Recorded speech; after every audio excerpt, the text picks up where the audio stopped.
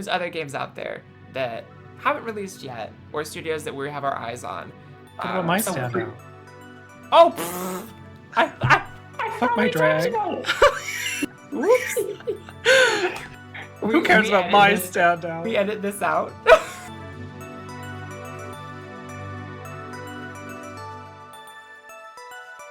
Hello, divas, dudes, and dolls. Welcome to Wig, where we tip our fascinators and say chapeau no, she better don't mash A for all the games left us brimming with joy this year. Hats off to you. This is my co-host, Chara Couture. And this is my co-host, Chelora. And we are here to recap the fits and fashions, the games, the gibberish, the goopery, the gaggery. Yeah. Gaming, indie, and beyond in 2024. We're wig capping indies, AAAs, and anything we could beep boop in between what might be retro, redacted, or really, really sad. She wrote it a lot better than I came up with off the top of my head in the moment. But I love writing. yes, clearly. But yeah, we are here to go over some of our favorite games of this year. And I know we want to talk about a few different things. We want to talk about indies, obviously. But we also want to take time to talk about games that maybe are from like AAA studios or were bigger releases that were just really prominent for our playtime this year. Games that maybe didn't come out this year that we played quite a bit. Things that made us cry or feel something. We love a game for impact moment here on Wig. So stuff like that as well. But also maybe some suggested throwbacks as well for y'all at home. If there's any games you're looking to maybe sink your little fingies into this holiday season. Yeah, we love a throwback. Right over the shoulder. Into the sink in the kitchen of the wig. The wig cap. Yeah, exactly. I can't. It's all in the front of my mind. It's in my lace front. Exactly. Like, you mean to tell me these aren't wigs that we're wearing? Can you see the lace? Not unless I get like really, really close. Yeah, And like, see, and I like yeah. zoom in. You know, I enhance. Someone asked me that the other day. I thought it was funny. I was wearing like a bright pink bob, and they were like, "Are you wearing a wig?" I've had that too lately with my actual hair. Is that a bad thing that my hair looks like a wig? Sometimes. Maybe it's a really nice wig. Or it's just really ridiculously large for my head because I have so much hair. Let's get this conversation rolling with our like standout indie. So what would you say is yours?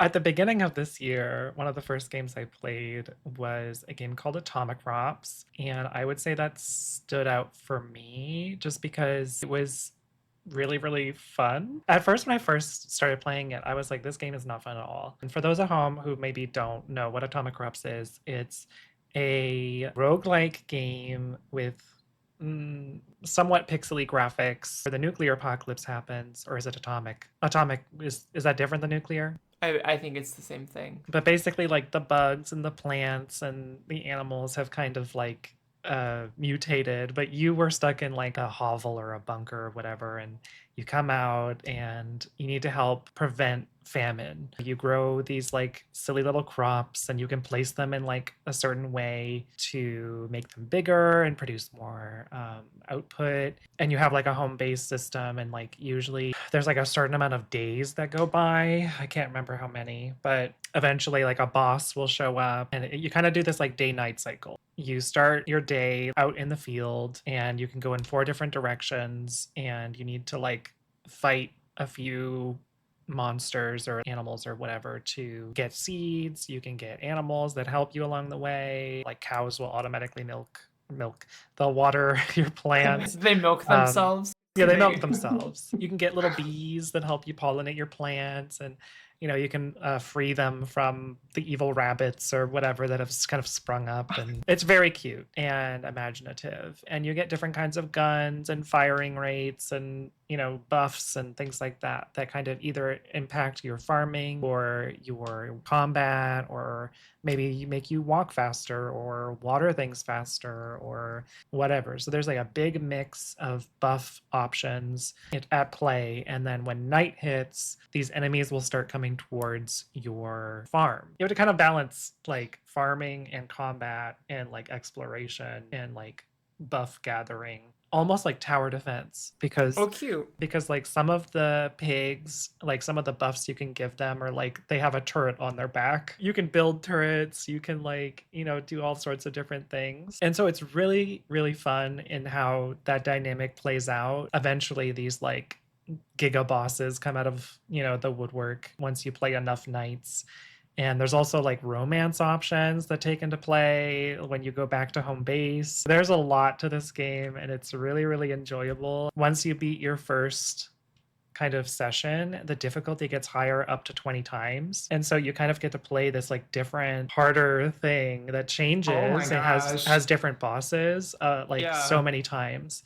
And you get different characters that have different like passive abilities and guns that you start with. On top of all that, there's like your main menu, like home base. So like there's like a roguelike to the roguelike where you have like overall buffs for like everything. To like unlock these things, you're basically building your farm. So it's really neat. I really enjoyed it. I think it's a lot of fun. Oh, cute. Yeah. Yeah, I've Yeah. never heard of it before, but Yeah. I know It's I'm, it well, probably because I'm not really a farm sim yeah. person. So, like, if I ever see anything that's remotely adjacent to that, I usually kind of like go, nope, that's not for me. I think the roguelite element of it is a fun spin on the formula. Yeah, you might like it for that and not because the farming aspect is not particularly important. It's just like you put it down and like depending on the way that you plant them or whatever, like it's all strategy. It has nothing to do with the actual farming. Yeah. There are like rose seeds you get and you plant the roses, and if you like plant them 2 by 2, you get like a giant one. And it's the same for most of the plant, and actually the same for the trees. The tree plants are like, I think they're like 3 by 3, but if you plant 4 3 by 3 trees, they make like one giant tree. It's a lot. The roses you give to your romance options in town, and eventually like you can get married, and sometimes they'll come help you like out in the field. And there's like queer aspects to that in some sense. Maybe you'll play it next year. We'll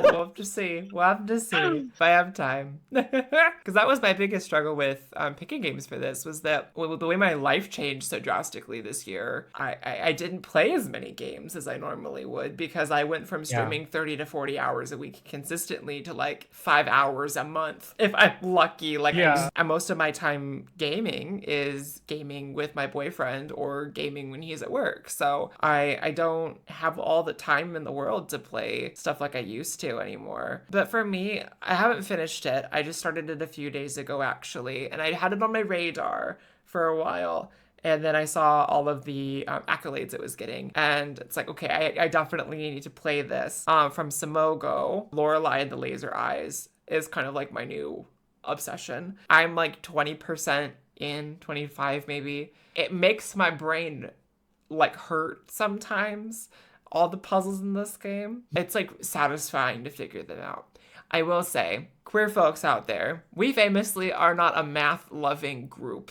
So this game may not be one for you. I love math. I'll do the math for If you. you love math, do it. If you're a numbers gay, go for it. There's so much math involved. But the second I opened up the game, I was like, oh, I'm in. I'm so invested because it's all a grayscale with like pops of like this like dark pink, almost red that sometimes it looks like it's could be blood, but it's mostly like paint. There'll be a dog and the dog has that color collar, or you'll be walking through the woods and there'll be, leaves in the trees that are like that. You save at computers and the computer screens are pink. The visual of it really gives me Resident Evil vibes, like the first one. What I think that's what I like about it is it's all the things of Resident Evil 1 that I love without the zombie horror combat stuff. Yeah. It's strictly the puzzle solving. Okay, it's like, okay, you go over here, you get this thing, and then you go to this room and you use it for this puzzle over here, and then you go over to this thing, and there's something in here that's a hit for a puzzle that's 4 rooms the other way, and you have to really keep an eye on all of it. And when you first start the game opens up, does not give you any controls. You're just thrown right into it, and you're a woman at her car in the middle of the woods going to this hotel. You can go up to your car And then every time you like go to access like something that you would need an item for, there's like a animation of her like opening up her little purse and like digging around in it trying to find whatever.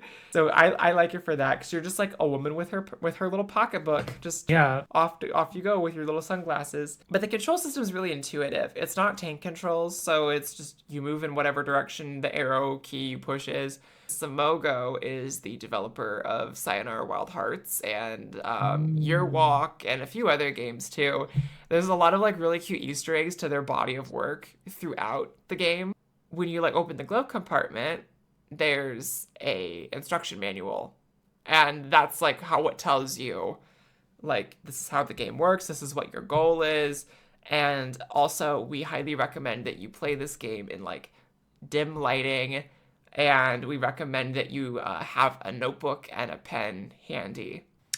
Yes. Always have a notebook and a pen handy. How many times have I said that, Yeah. Kara? I know, and I was like, oh, this is gonna be Chelora's kind of game too, because I know she's a notebook and pen girl. I spent maybe an hour and a half just in like the first room because I'm like taking such extreme notes. I'm doing all of this math. There's like multiplication all over the place. Like I'm calculating area of shapes and doing stuff I haven't used since like high school. Keeping you on your toes. They also were like pretty forgiving about kind of giving you hints that are like really obvious. It's like you'll walk in a room and the only things in the room are the puzzle and an envelope. And if you look at the envelope, a number on the envelope will be underlined in red, or there'll be like a date, and then there'll be something in the letter that's like a hint at what you're supposed to do with that number. They'll talk about like the time, but they'll say like, oh, like the year is 1847, and they'll be talking about the time in the letter, and the time section will be underlined. And so it's not that you put 1847 into this combination lock or whatever. It's like a 2 dial combination lock, and the outside lock has 60 notches and the inside one has 12, and you have to make it like 1847. So there's some stuff there with that I think is kind of fun. I also really like to the way you gather information. You can access it at any time. So there's like shortcuts all throughout this house or this hotel, and every shortcut has a puzzle, and the numbers sync up with a number from like a book that you can find. And once you found that book, you can access the puzzles for all of those numbers at any point. The only thing that's different is that every time you play the game, the number and how it corresponds with the puzzle, it's randomized. So you can't Yeah. like Google the answer to puzzle number one and get the answer to puzzle number one, because it will be one of 20 different things. Yeah. You have to kind of work for it, but like the answers are out there if you get stuck, which is nice. There's been a couple times where I'm like, am I just being dumb? Am I just not getting any of this? Then I walk into a room and it's like, here's all of the things that you couldn't figure out for the last hour and a half. But it's cool. I like the story a lot too. You're visiting like a man at this manor. A man? Yeah, a man. And he's like a film director. Oh. And there's a lot of puzzles involved with like his films and the years they came out, and then like the way that the poster for the film is manipulated in the room. But what I like about it is that it does have that, again, that Resident Evil or Silent Hill kind of level of exploration where the lore is just kind of like hidden around everywhere, and you're just like picking up little notes and you're putting little pieces together more and more as you go through. And I'm starting to get to the part where like the supernatural stuff is all coming into play more, and there's like ghosts in the hotel and weird apparitions, and it starts to get a little freaky. I think it's nominated for Best Indie and Games for Impact this year at the Game Awards, at least. I know it's nominated for Games for Impact. So I'm curious to see how the story's gonna devolve, because this film director guy is like, he kind of goes off the deep end mentally. You get to see like the documented levels of like his madness. Yeah. I'm excited to explore more of it because it's getting me intrigued already. It's tickling the noodle. It scratches my brain in a way that I really enjoy with games, even like with horror stuff, like with Resident Evil, even with Amnesia. That type of stuff, it's giving me that energy, but in a way that's not so like scary. So it's more palatable for me. That sounds really interesting because, like, I like games that like tickle my brain a little bit, but I feel like a lot of times, at least with some puzzle games, sometimes the puzzle is like it only works for like one kind of brain. Then I get really frustrated because I'm like, this doesn't make any sense for my kind of brain, and that frustrates me because like sometimes it's like one solution, and you really wish that there was more than one option or more than one clue or like version of the puzzle or something that guides you, because like I've been, and it's documented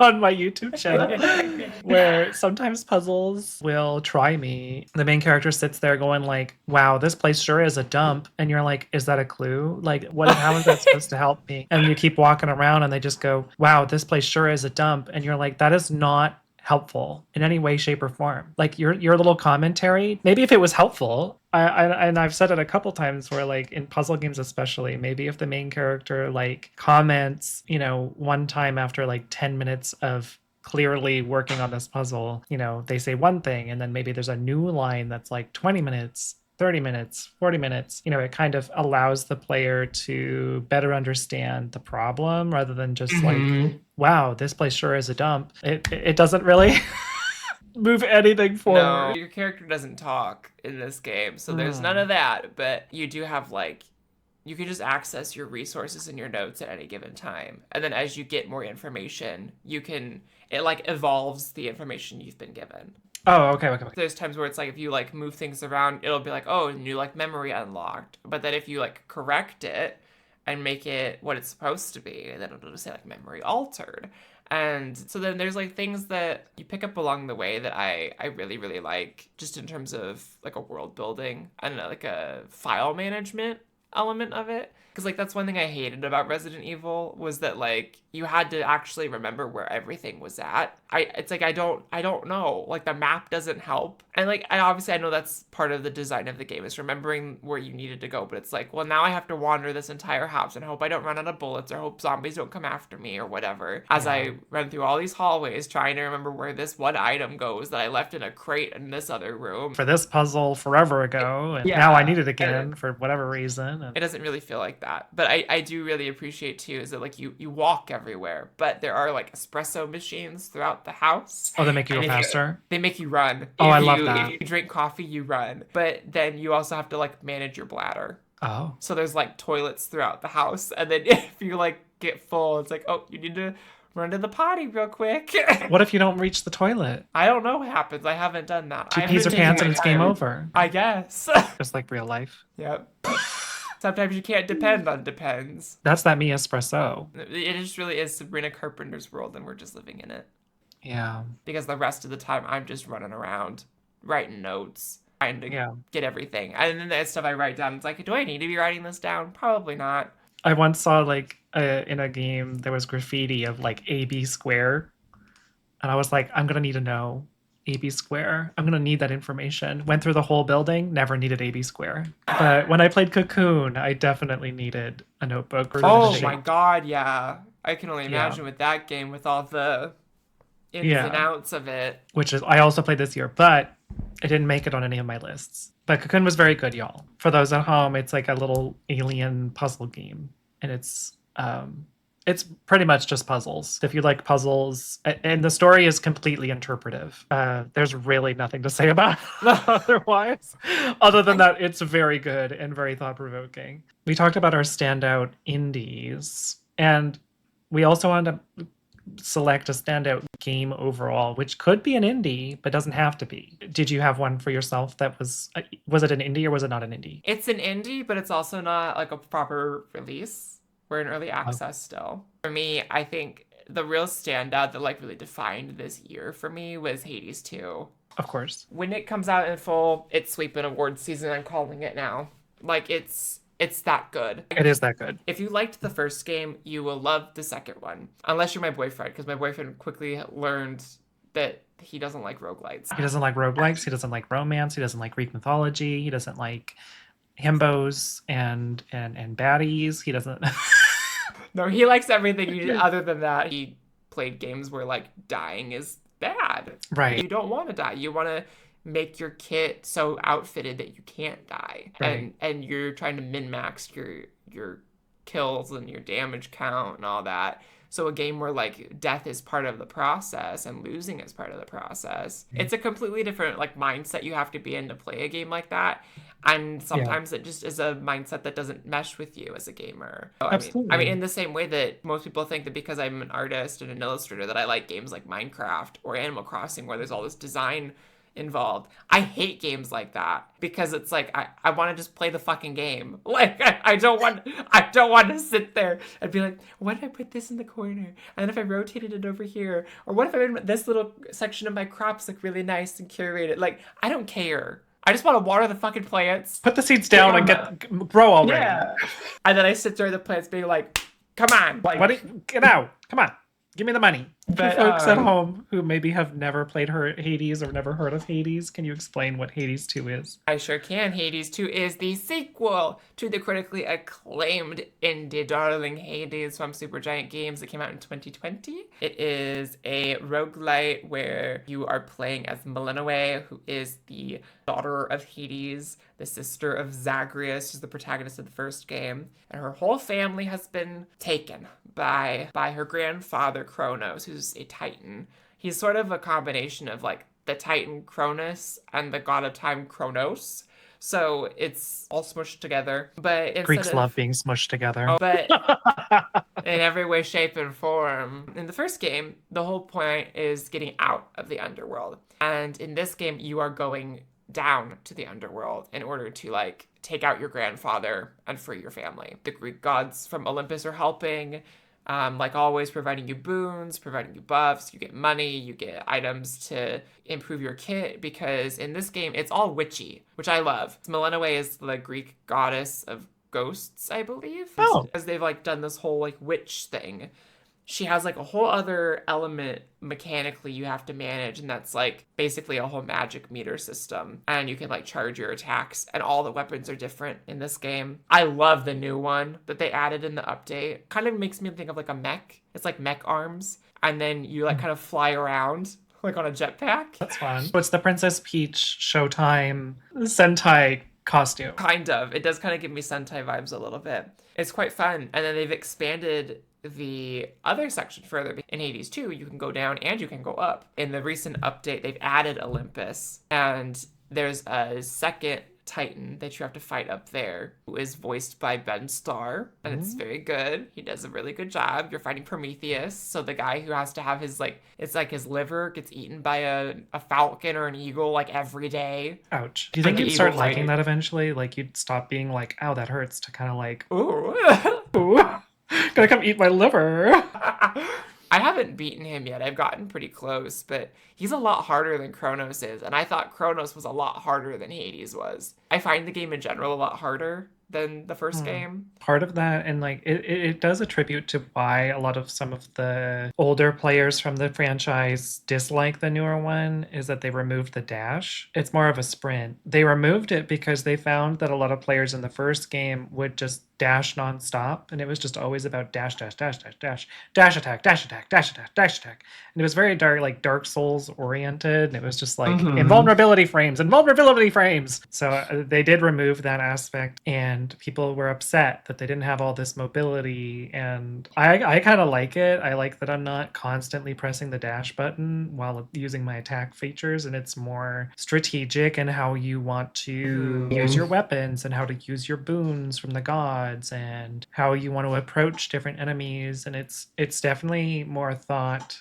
oriented and strategic in how you approach all the different rooms and how you approach all the different weapon types that you can play, and I really enjoy it. I didn't play the newest update to the early access, but I really enjoyed what I did play. I played all the way up until Eris and the overworld, and I beat it. And then I was like, and then they were like, "You've played the early access," and I'm like, "Yay!" And then I was done with it. So I really did love it. I love the hot spring. What's his name? Thanatos? No, it was Moros. He's something to look at, you know? Yeah. I haven't like finished his romance line yet because I've been like kind of coming back to it more lately. Yeah. I walked by and talked to him the other day, and he was like, "By chance, do you happen to know what people do when they have feelings for somebody and they need to tell them?" And of course, Meletta always like, "Well, you just do it," kind of thing. And so she's like totally oblivious to the reasoning. These characters are really, really well developed. And in this newest update, they've added Athena, who wasn't in the game originally. And then on Olympus, the like helper character is Dionysus. Oh, fun. I'm so I glad mean, they bring him back. it's like a golden field, and you hear like people giggling, and there's like a pool of people like, oh, and it's very hedonistic.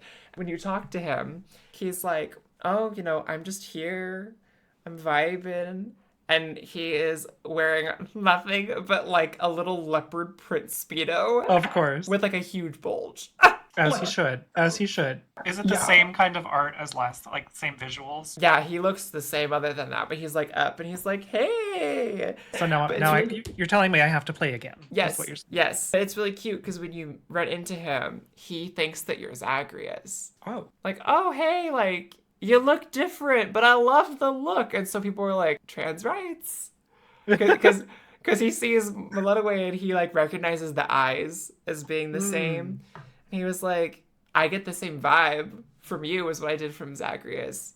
Yeah. But you're a lady. Something is different. But I'm here for it. Like He'll eat it up. It's like my old neighbor when I go visit like my hometown. We had like a neighbor who was very friendly, but she's conservative, but we're not going to talk about it. I hadn't seen her since the pandemic, which is when I started transitioning. So 5 years later, and now when I go visit, they get a little confused. She's like, oh, it's so nice to see you. Government name of my sibling, like of my sister. Yeah. And it's like,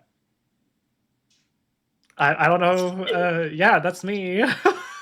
Yeah, just living life, having kids. Just living life, having kids, my dear husband. It's totally fun having a uterus.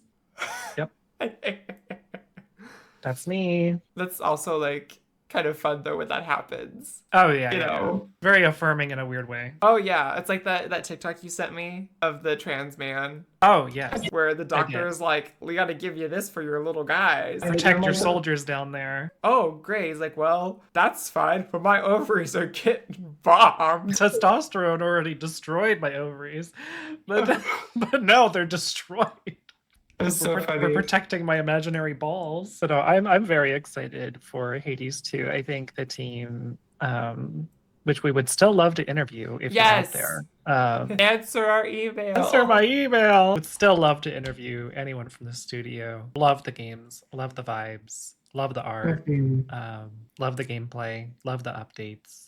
Love it all, really. No complaints. Supergiant is one of those studios where I think truly anything they touch is just going to be gold, especially after now. Like, I've played their earlier stuff, except for Pyre. I've played Transistor, I've played Bastion, and they're good. I like them both a lot. I love the story of Transistor. It's really cool. Hades is easily the best thing they made. And then Hades 2 takes the formula and it takes all the problems of Hades 1, where like some of the boons don't really mesh well together. Yeah. And now they all make sense and they work really well in tandem with each other, regardless of what and the there's weapon new ones. is. Yeah, and there's new ones and there's new weapons, completely different play styles you have to adapt to. So there's a lot of like room for versatility that I really, really love. And I love doing the challenge runs, like from the Chaos Mirror. Yeah, Chaos, speaking of versatile. Oh, the second I saw that design, I screamed. I definitely want to have a cosplay of that made at some point because it's so good. It is good. Well, now that we've talked about my standout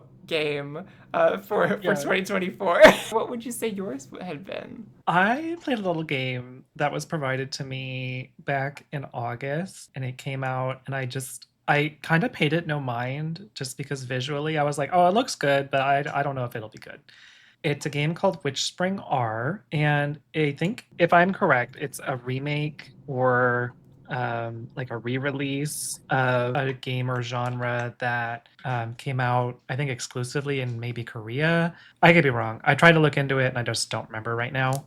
And anyone can correct me in the comments or whatever. Witchspring R is this adorable game that I really, really enjoyed. Like, when I think about like witchy games, I often think of like Atelier games, like Atelier and Meru or whoever the other Atelier people are. And I did enjoy those too, but I haven't played them in a long time, so I can't really speak to them. But I often find myself unsatisfied with witchy games. But Witchspring R kind of brought everything together in a way that I really enjoyed. The main character, Pieberry, is completely lovable in every sense. And I wasn't fully convinced until I got at least to chapter 2. The story itself was remarkable.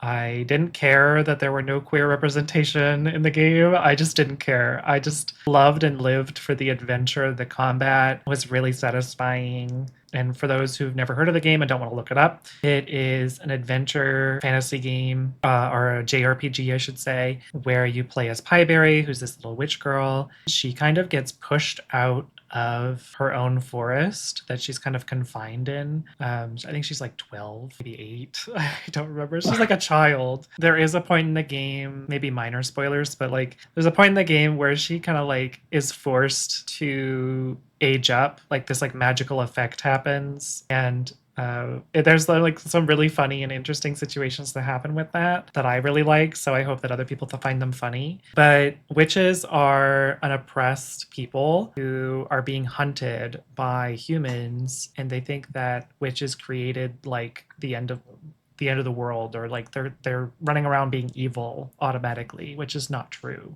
Highberry is kind of pushed into this role of finding the ancients and obtaining their power and restoring the world in a loose way of saying it without revealing too much. The combat really surprised me because I really like strategy RPGs that give you a party, because I like party dynamics. But in this one, you only play as Pieberry, which kind of shocked me at first, but I actually really enjoyed it. The mechanics are really, really well defined and honed in such a way that like you can heal yourself and buff yourself and attack for yourself in a way that you can diversify your moveset. You can approach different things in really interesting ways. You can spend time like buffing yourself or finding ways to make your character better. You can improve different stat aspects as much and as often as you want, like by just like doing tasks or finding items or beating bosses multiple times. You can evolve your weapons. Like everything is very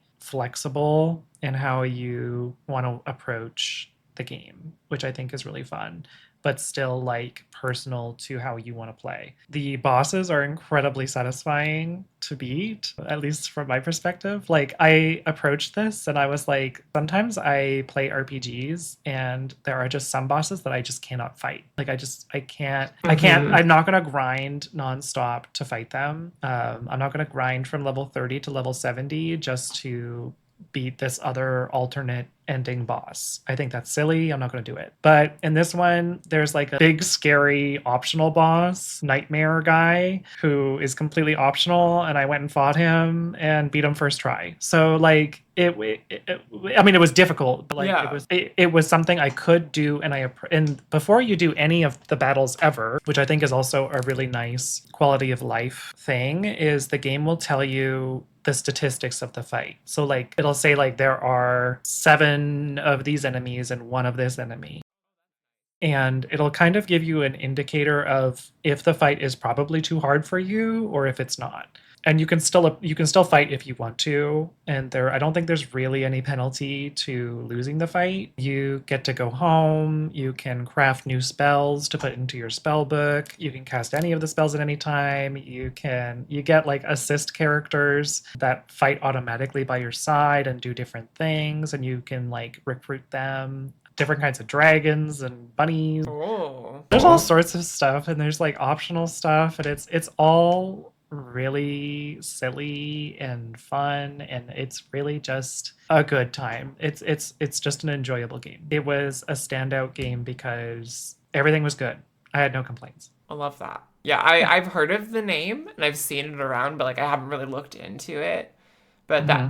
because I don't really like strategy RPGs that Hmm. much. This one I probably would give a go. Yeah, I think you should. Even though there's no queerness in it, Oh, that's fine. there's nothing special to this game in Oh, terms of diversity. I mean, yeah. obviously the message is good in terms of like, you know, you shouldn't oppress people just for being different, but it's just fun. Okay. I went into it because my computer broke Mm-hmm. and I had it on my Switch, so I was like, well, whatever, I'll try it. I actually don't wish that I streamed it. The story was just, it really warms your heart and sells you in a way that you wouldn't expect. And there's like some twists and turns that I really think drove it home for me. Mm-hmm. And like anything with an aspect of grinding was not a chore. Like, cause like the bosses respawn and there's a timer.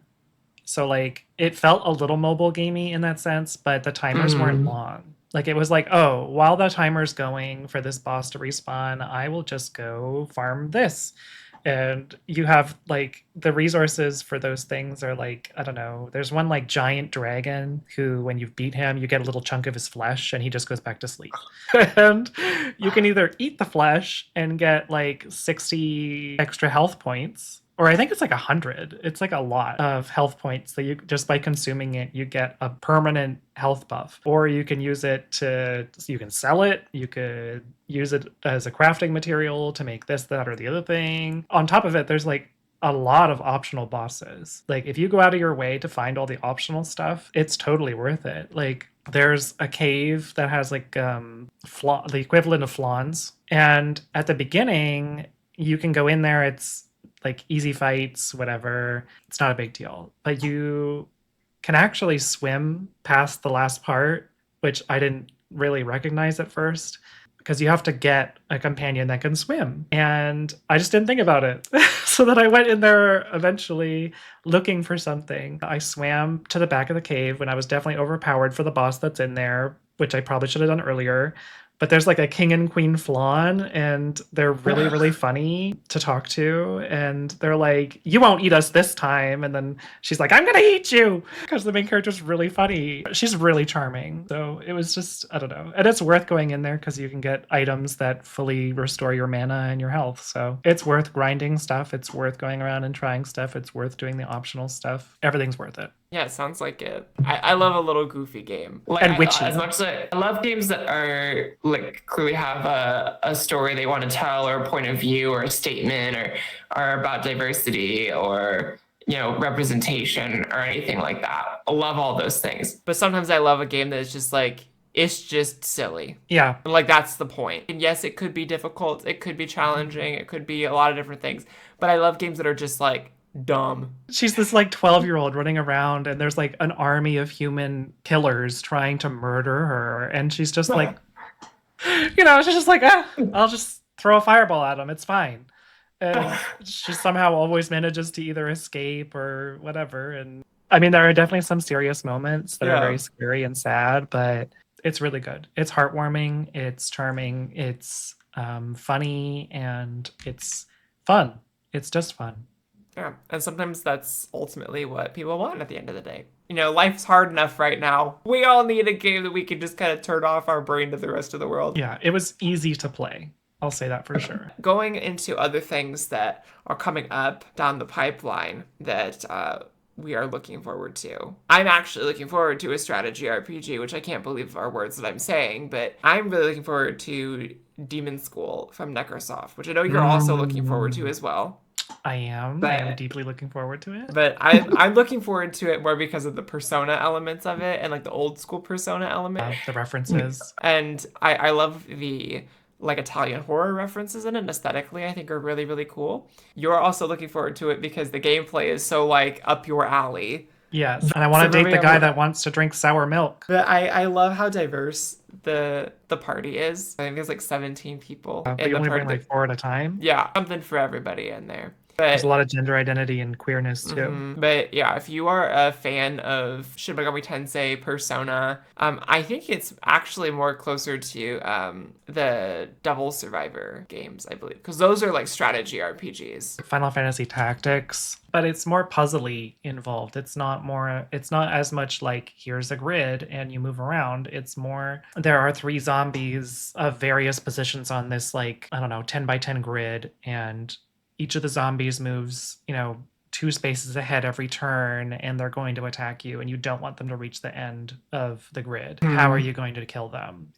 Because your characters all do different things. And some of them have like very specific play styles. Like I think the blue-haired one, she's a liberal. She's blue hair. She's a photographer. So Sailor Mercury, isn't she? She is. Like water powers. I know she has like a Yeah. line that she'll do in front of her. Yeah, she has water powers and like things with photography. So like she can stun, I think, the enemies with her camera. Yeah, I'm very excited for that one. What are you looking forward to coming up? Still looking forward to a little game that I've probably talked everyone's ear off about, called Spirit Swap. Um, if it's not as good as I think it is, I'm gonna die. But maybe that's putting pressure on the devs. I love the devs so much. They're so kind. I have spoken with them a few times, and they've always been exceedingly kind to me and interested in talking to me. But and maybe we'll do an episode with them at some point. But their game is called Spirit Swap, and the devs team is an incredibly diverse cast of folks. It's just this very small team. It's this game where all the characters, I believe, are POC queer people, and it's a lo-fi music game to match 3 to. So like think Pokemon Puzzle League meets Bejeweled meets a lo-fi like relaxing vibe. I imagine the versus modes are not going to be relaxing, but you basically like have storylines or relationships with the other characters, and I think you can either optionally date them or not date them. There's like little magical spirits, and everybody's like some kind of witch, or there's like a little bit of witchy vibes in there. And I'm not sure if everyone's a witch, but you know, whatever. And the aesthetics are on point. You can Google it yourself. I think there's a demo out there as well for you to try on their website. And I know that they're working really, really hard on it. And I am just really excited for it, which I'm sure puts more pressure on them, because when I brought that up last time, they were like, no pressure or anything. And I don't mean to put pressure on them, but I am really excited. Yeah, I know this is a game you've been excited for like 3 or 4 years now. So yeah, it's a good. I need it. I think next year, if it's still not out, you're gonna be talking about it in the same location. Yeah, I'm gonna keep talking about it. You're gonna manifest it. it. Stop me. Yeah, you're gonna manifest them finishing the game. Yeah, you're gonna give me the game whether you like it or not. If it never comes out, I'm gonna go over to where you are and go get the game and get the files, and I'm just gonna bring it over to my house and we'll play it together. Okay, I'll play it with the devs and it'll just be our little secret forever. I'm just kidding. Mostly. I've been waiting for a Pokemon Puzzle League like game, anything even approximate, for so long. It's wild watching you play Pokemon Puzzle League. Because I tried it and I was like, okay, I think I'm getting it. And then I watched you play it and I was like, oh no. I'm telling y'all, watching Chelora play Pokemon Puzzle League, it's like watching Aang go into the Avatar state. Like, does my face change? Do my nails glow? Yeah, your eyes go completely white, and then it's just like, and then you win. It's like kind of wild. I should become a speedrunner. I actually haven't seen Pokemon Puzzle League on GDQ or like Frame Fatales or anything. So maybe that's something I should practice and put forward. Never hurts. Never hurt. You miss 100% of the shots you don't take, and 100% of the matches you don't line up. Gotta line them up, put them up, and knock them down. In terms of making matches, making those bricks come down, what is the word that happens when they come down and smack together?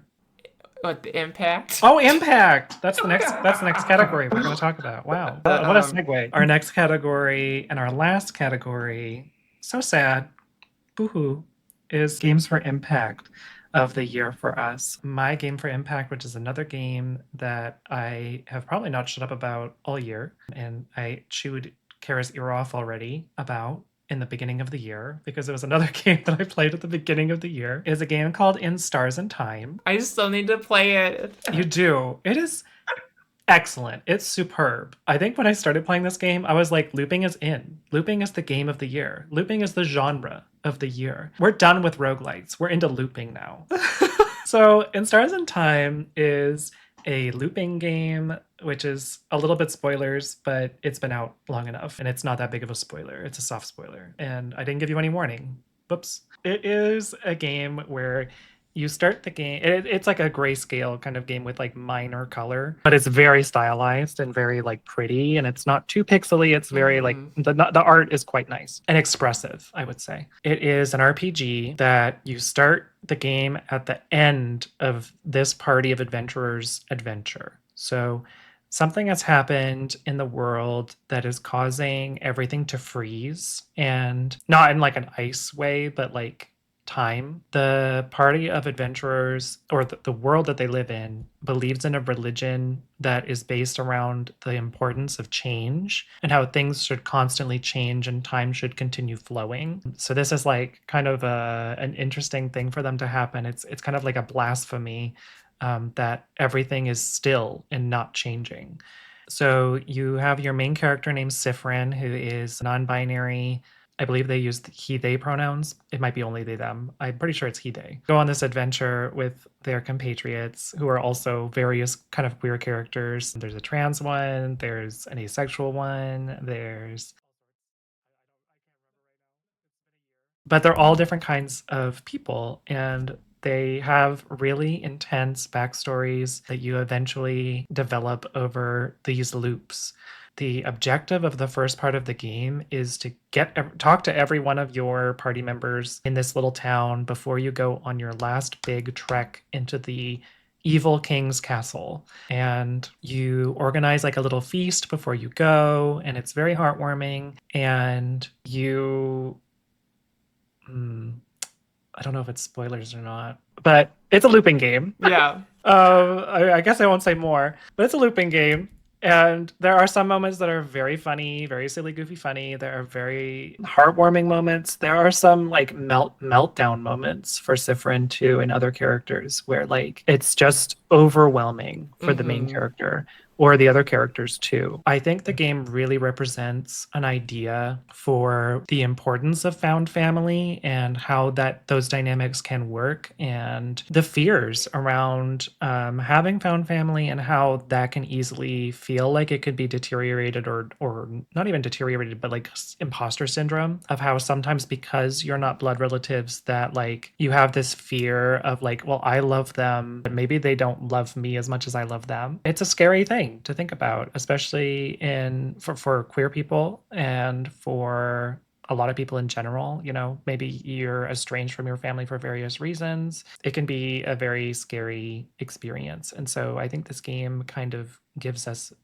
a deeper look into that through an RPG. Love that. And the combat's pretty simple. I It's a have rock, it. paper, scissors mechanic. Oh, yeah, that's nice. Yeah, I feel like given what's been going on in my life at the time, I mean, I did say this in the previous episode that came out a couple weeks ago, that by then, as when that episode would come out, I would have been out of my drag family by then. And like now that that's happened for sure, when we're recording this one, I feel like playing that is going to make it hit differently. Like knowing that I like just removed myself from a found family scenario that just wasn't healthy for me. I'm more keen to give it a go now with that perspective going in. Yeah, I think it was. I would say you need to take like a good amount of, like, not too long. Like I'm not saying like Dragon Age, but you're gonna need some time to allot to play this game, and you're gonna need a notebook. Yeah. Because there are some puzzles that you just need to write things down. Got one. I've been saying it since day one.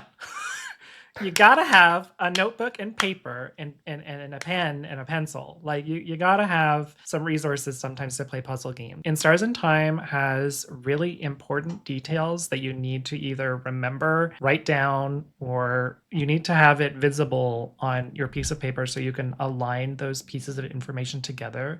Especially towards the end of the game. You're going to be really confused and you're going to need all the information you can get. I adored this game. I loved it start to finish, and I hope y'all play it and let me know what you think. There were some points in the game when I was just like so overjoyed with the information I was being given, because just like their religion, which normally I'm so like not appreciative of religious ideology, this idea that change is changing is like next to holiness. Some characters, it's like so normalized to change your appearance or to change your gender or to change your personality even, because it's seen as like a good thing and to change for the better. Like I believe in that wholeheartedly, that it's like change is always good, but obviously change should be for the better always. It doesn't always mean that change is going to be good, but change means that we're growing, like we're changing, we're adapting, we're moving, we're learning. Some changes are not always good, but you know, so like Mirabelle is a cleric of this church, and she struggles with the idea of changing her gender, for example, because that's not who she thinks she is. That's a really interesting conversation that happens between her and Sifrin, and I'm not going to rob that of anyone. That happens. Isabeau is a character who did change their gender, and they have really interesting conversations about that, and they talk about it so casually in such a interesting way. Which is It like the makes best way to handle it, I think. it's very validating to feel like that could exist. Not that it's a realistic game in any sense, but play the game. It's very good. It was very impactful. Yeah. It really touched my heart. Well, I'm gonna probably add it to my list to do after I finish my game for impact, which isn't necessarily like intentionally done for the impact purpose, or it's not as baked in, but it is the game that is taking up the vast majority of my time when I stream. And it's going to. Yeah, yeah, good. So I'm just gonna be replacing an apple with a different flavor of apple. A bigger one. But mine is Dragon Age the Veilguard for mine. Big surprise. Here she goes talking about Dragon Age again. But I know it's not an indie. I know it's a AAA title, but I think for me it really hits because of the fact of like this is the first game that I'm coming into this like after like starting to like live more authentically, and now I'm playing a game in a series I love and I've loved for years, and I get to canonically declare that my character is trans, and the way that it's handled, I had just happened to mention like the day that I encountered the scene. I hit a point with my hormones where like I look in the mirror when I don't have makeup on, and I'm starting to see like myself like come through it finally. And that's like a dialogue choice you can make. When you look in the mirror, your character's like, I finally get to see who I knew I always was. And a line like that, like at the point where I'm at right now, it just hit really hard. I will say, of all the Dragon Age games I've played, I think the writing in this one overall is like the weakest. Oh. It just feels really cookie cutter in a lot of ways. I love the combat. The combat is so good. And then on top of that, I haven't met this character yet. My boyfriend is much further into the game than I am. I think he's probably close to finishing it, in all honesty. And I'm like level 11. There's a character who struggles with their non-binary identity and coming to terms with that and realizing that like maybe there is an option that isn't either one of the binary ends of the gender spectrum like their culture has always told them there was. So I'm excited to dive into that storyline because I've seen it firsthand from my boyfriend's accounts that it's nice seeing those conversations being had in a game that's this big. It sucks that so many people are like not playing the game because it's not Dragon Age Origins. But I think that this game it's still good. Like it's still really, really good. I was a little sad that it was snubbed in some departments for the Game Awards. The only thing it got nominated for this year was for accessibility. But which from a control setup perspective, nails. They have really great, like really distinct color visual modes for colorblind people. And there's like 4 or 5 different ones, and you can toggle between them at any given time. That's really nice. I was like, I wonder what these all look like. And it's interesting because as somebody who doesn't struggle with that, it's kind of cool seeing the drastic degree that it shifts in order to offset that setback. But the whole thing still works and still looks visually really impressive when it's under that like filter. I'm enjoying playing it. I think it is the most fun to play in the Dragon Age series because the combat is so well structured compared to previous games where the combat is the worst part to do and people make mods to bypass the combat because it's awful. I'm enjoying it a lot. I love the cast of characters. I know a lot of the complaints are that there's not as many like branching paths that you can take with your character and how you role play it. In the previous games, you could make your character a bit of a goody-goody or you could make them an asshole. But either way, there's going to be people that are hurt by your actions, regardless, because it's a morally great universe. But with this particular iteration of it, every origin that you can pick for your character, every route you go down is somebody who's like for social change and for progress, which I really appreciate. I mean, that's kind of a message we need right now. Strong. Yeah. And what I love about it too is that there's a group that I'm playing, like my characters from like this faction. Their whole thing is social progress Mm, and fighting for like ending slavery in a town that's infamous for slavery abuse. They're going out of their way to free slaves, remove that system entirely, do whatever they can to, achieve social progress in this city that has some backwards beliefs. When I first played the game, there's a lore thing that I was like going in like, oh, this sounds kind of similar to something that I knew about in the lore. And they do something to kind of connect the two in a really cool way that I really, really appreciated. The trans character from the comics that I was really hoping was going to be in the games is in the games, and she's voiced by a trans woman. as she should be. And my boyfriend found a little like casual banter scene where Mm, the character who's from the faction that this trans woman kind of represents is talking with the non-binary character, and they're talking about how like the character from the faction got the non-binary character in touch with the trans character because she thought that they might benefit from speaking to somebody who understands what they're going through on that level. And it's like so casual and passive in the background. And I was like, I love it.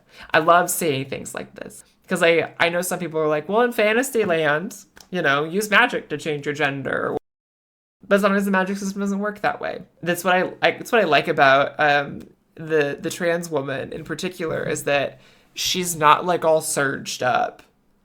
Like in a lot of ways, like she's basically just socially transitioned. right. They don't have breast augmentation in Fantasyland, No. and like the land of Thedas, they don't like you don't just go out and get jugs. It's And I refreshing. appreciate that Yeah, like too. I think it's refreshing to see trans characters, and oftentimes when you see trans women, they're like super over the top femme. But oftentimes when people are like, we're gonna make a trans character, they like go for like the ultimate ideas of femininity or masculinity. So Yeah. it's refreshing to see a character that reflects the lived experience of a lot of trans people. At least like for me personally, that's kind of where like I'm still debating FFS, for example, but Mm-hmm. like I have no surgeries whatsoever. So Yeah. like I'm trying to live authentically just to see what happens and what it's like. And so far I'm pretty Mm-hmm. happy. And at least for I'm just gonna be like personal for a moment, but Yeah. like at least for me, like it's weird sometimes trying to figure out if what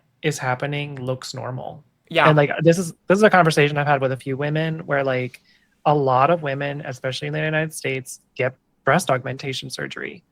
A lot of them. So like it's really hard to look at a natural breast and Yeah, and understand. be like, is this growing the right way?